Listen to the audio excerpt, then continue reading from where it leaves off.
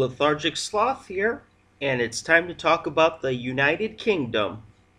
The UK will be represented in 2018 by SuRie with the song Storm.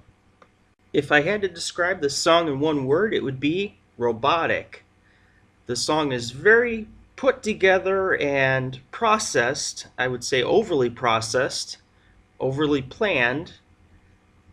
There's not a lot of human element in this. It's a song that's supposed to be about love and coming together and making it through the hard times or the storm, but it doesn't feel like I'm hearing it from a human. It seems completely like it's a robot or an android on stage singing out the words.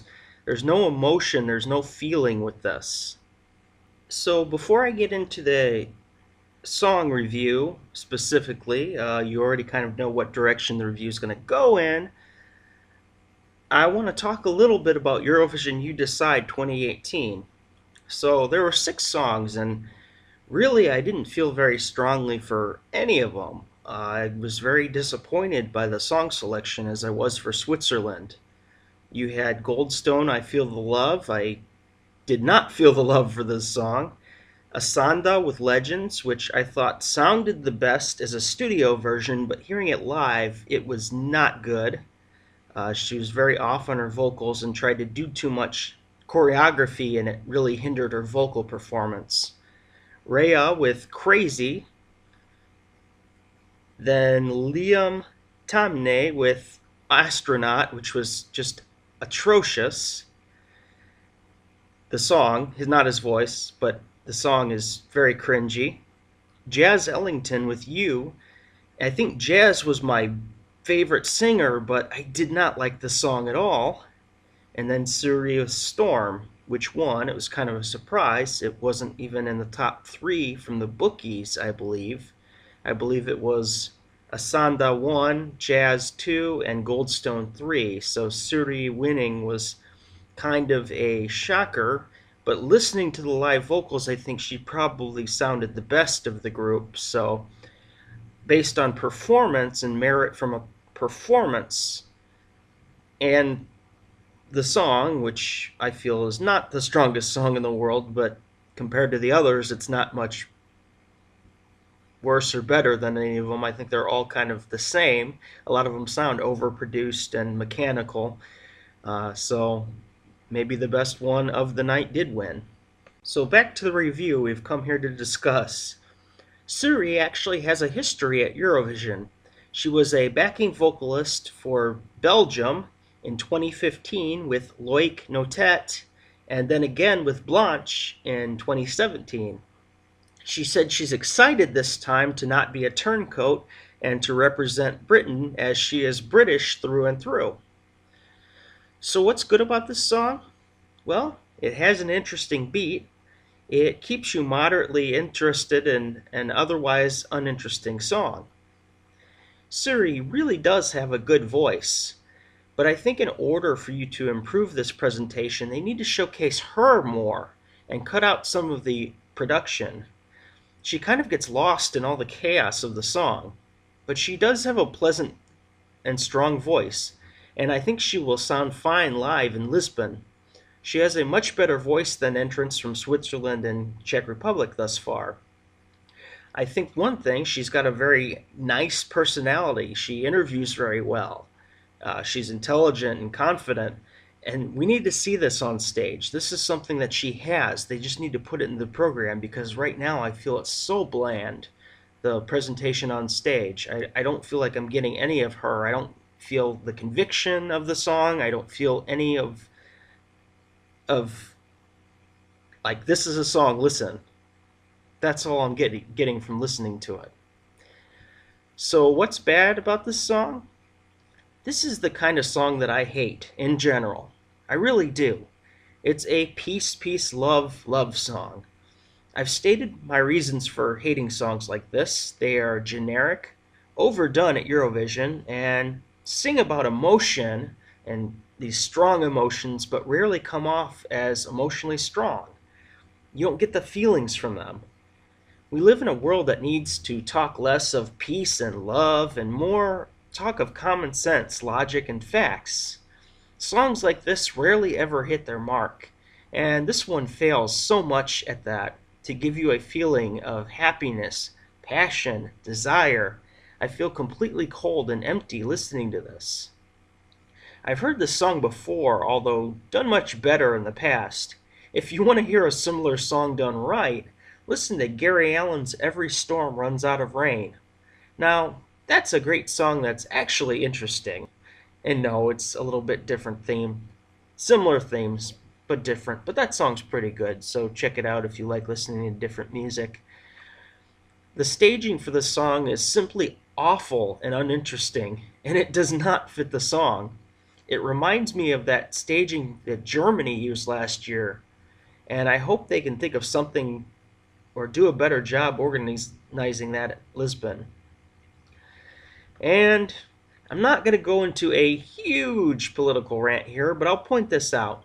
There were a huge block of idiots at the center back portion of the lower level at the national finals waving the EU flags again, just like the France national finals. All people with the UK flags were respectful, I guess, and put their flags down so others can watch the performance.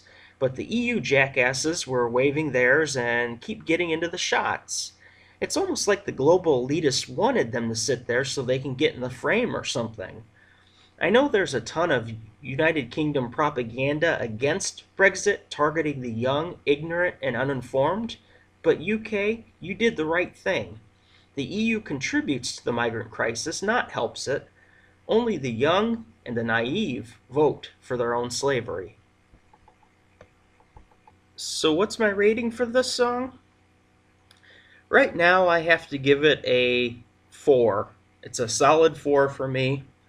I don't necessarily like it. I don't get anything out of listening to it. I've listened to it now a couple times and I just don't feel anything whatsoever. So it's on the end of I don't like it spectrum unless they make some drastic changes or revamp it. And this would require a huge Lucie Jones type revamp plus some, because I already originally liked Lucie Jones's song a little bit to get me to change my mind. All I'm saying is this song has a lot of work if I'm ever going to move it up in my rankings, because as of right now I just don't have any emotional attachment or investment to this song, and I can't give it a 5 because average would mean, oh, it's okay. You know, this is more on a I dislike side of the spectrum. So is this song a contender or a pretender? This song is a contender for last place. There is no way this song is going to win the competition. I feel it's going to be forgotten in the finals, and I haven't seen anything close to it which it will beat, so I have to think that it's going to come last unless something else happens that's really drastic, because I think all the songs that would get voted into the final would be more popular and have more of a wave than this will. So to be completely clear and transparent, this song is a pretender, unless we're talking about getting last in the final as a competition. The UK has always been one of the countries that I am never really optimistic about. I was actually pleasantly surprised by Lucie Jones last year. I Will Never Give Up on You. I thought that was a beautiful song and they made it magical. I think it was highly underrated at Eurovision. But 3 out of the last 4 years, including this year's, have just been, to me, a disappointment, because the United Kingdom is so important. They're a force in music, rock and roll, and all these different sounds and ingenious things they bring to the music industry. And to see these generic pop songs every year is just very disappointing. It's kind of like I feel about Ireland. Ireland has so much to offer, but they've been so generic lately, picking their boy bands and going with that when it obviously flops and fails. So this is more or less not to pick on or single out the UK, as it is, I expect a lot more, because you have so much more to offer. the 6 songs that were selected for the finals of Eurovision You Decide 2018, I don't know where you came up with those 6 songs, but you have to have something better. There has to be something, unless there's just no imagination anymore. And I think that's a lot of things we lack in music today is imagination. And it's the same with movies. There's a lack of imagination in Hollywood, and so unfortunately, the United Kingdom again sounds just like another song, nothing standing out, and it's going to be another tough year for the United Kingdom at Eurovision 2018. Thank you for listening to my review of the United Kingdom at Eurovision 2018. I'm really hoping we get some amazing songs the rest of the way. I feel like I've been kind of a downer. Normally, I love most of the songs, and this year there's 2 that I love, being Spain and Armenia. I love so much, and then the rest of them I'm just like, oh, they're okay.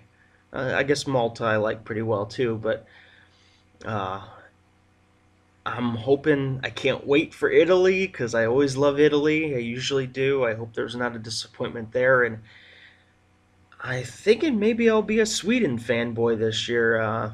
If they have a good song that's nothing like the garbage last year, then maybe Sweden will be one of the songs I like, which would be different for me. But we'll see. That's the fun of Eurovision. You can love one country one year, and you can totally dislike it the next. And I love not having a tie or a bias towards any nation. It leaves me free for my opinions to waver back and forth, and it makes everything exciting. So with that being said, I'm done rambling. Lethargic Sloth, out.